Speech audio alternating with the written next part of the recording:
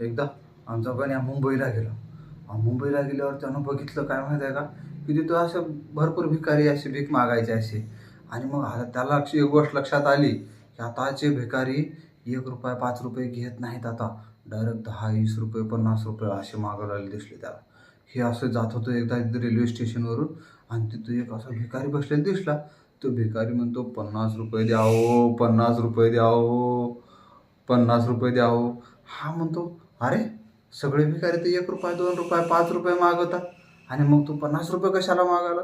हा म्हणतो, काय सांगावं म्हणतो, गर्लफ्रेंडचा मोबाईलचा इंटरनेटचा टॉपअप रिचार्ज मारायचा आहे हो ₹50चा, त्याच्यासाठी ₹50 द्या.